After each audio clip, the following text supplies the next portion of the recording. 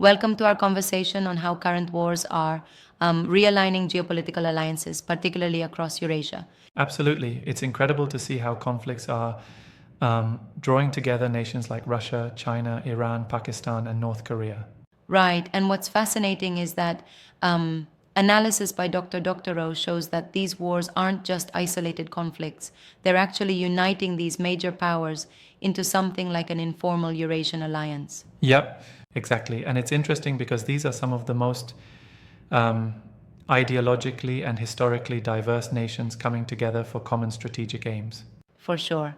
The discussion covers a range of topics, from the emergence of an Eurasian alliance to the close ties specifically between China and Pakistan. Yeah, and that China Pakistan relationship is particularly noteworthy.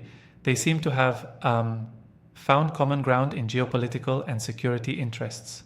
True, it's like these two have a kind of symbiotic relationship when it comes to balancing regional power. hmm And then there's the whole dimension of the Russia Ukraine war, which really serves as a case study in how aggressive military strategy can shift the global balance. Exactly. One of the key points Dr. O brings up is why Russia is being so aggressive, not just for territorial gains, but as a means to, assert itself on a larger global stage. Right, but I wonder if it's a bit of an oversimplification to chalk all that aggression up solely to power projection.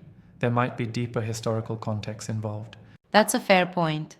While power projection is a factor, Dr. O also links it to long-standing historical grievances and regional dynamics that make the aggression more layered than it might seem at first glance. Absolutely. And then there's the discussion on Russia's specific targets. It appears that their strategy isn't just about neighboring nations, but about reconfiguring the broader balance of power. Yeah, and shifting our focus a bit, the content also examines Ukraine's fighting capabilities. Despite being seen as the underdog, Ukraine has put up an unexpectedly tough resistance. And that resilience really complicates the picture because it challenges the notion that military might always wins the day. Exactly, it's like the classic David versus Goliath scenario. Despite the odds, Ukraine's tactical adaptability is on full display. Right? And beyond that, there's also a look at what about the Western powers in all of this? How are they influencing or reacting to these developments? Yes, Dr. O argues that Western countries largely assume the role of responders rather than the initiators, but their involvement still adds another layer of complexity to the conflict. It's almost ironic.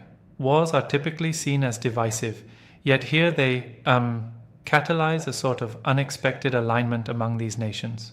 Exactly. It's like these conflicts, while destructive, end up driving nations together based on shared interests in countering other rising powers. Right, though I do question whether these alliances are genuinely stable in the long run. I mean, can we really say these common interests will hold when internal disagreements start to surface? That's a solid critique.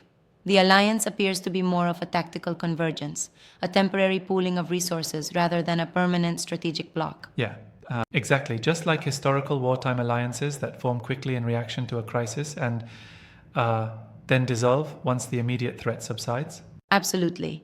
And that temporary nature is precisely what makes these realignments so fascinating.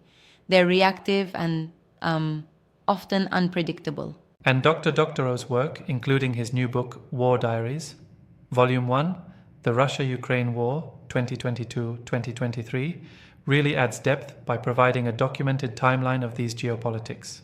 Right, the book is a deep dive into one of the most significant modern conflicts, offering context and a chronological breakdown of events like the Eurasian alliance and the dynamics between China and Pakistan.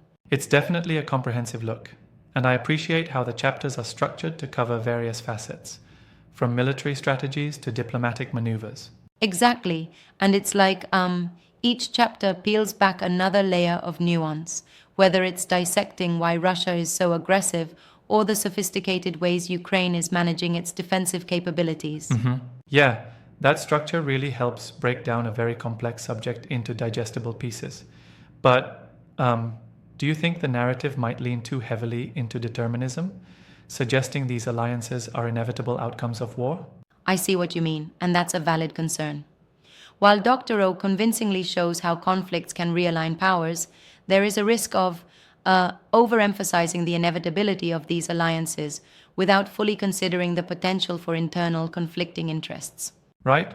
Like with Iran and North Korea, internal politics could cause cracks even in what appears to be a unified front. Absolutely. And that's why the dynamics remain so fluid.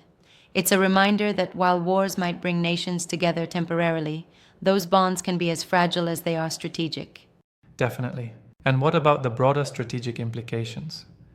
It seems like the interplay of national interests, economic leverage, political positioning, military might, really rewires traditional alliances. Exactly. It's like a grand chessboard. Each move, whether it's a show of military strength or a subtle diplomatic gesture, changes the configuration of power globally. Yes, and this chessboard isn't static, it's constantly being redrawn.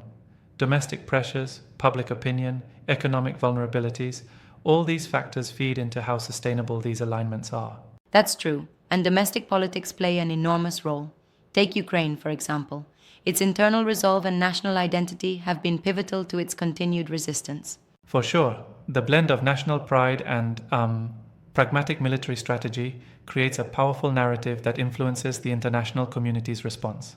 Exactly, and this entire discussion really highlights that wars, while devastating, also serve as a catalyst for unexpected realignments in global politics.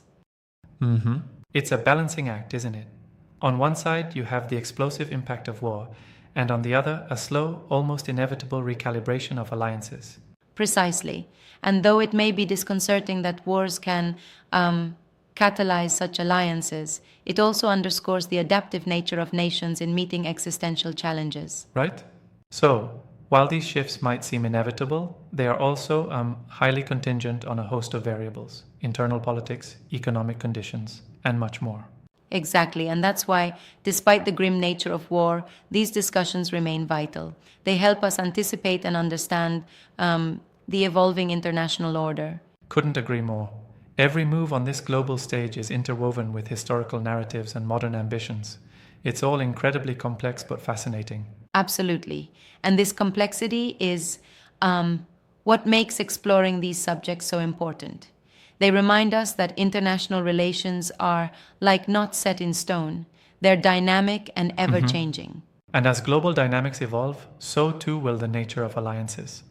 The interplay of conflict and collaboration is a timeless theme that keeps reshaping our world. Indeed.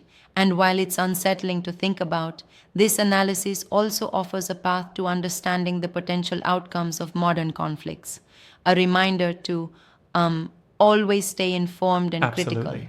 Well, this has been such a rich discussion. It's clear that wars can bring unexpected alignments, and understanding them requires us to look beyond the surface. Exactly. Each conflict, each alliance, is a chapter in the broader story of global power. Thanks for diving deep into these intricate dynamics today. Thank you, and until next time, let's keep questioning, exploring, and delving into the complexities of our world.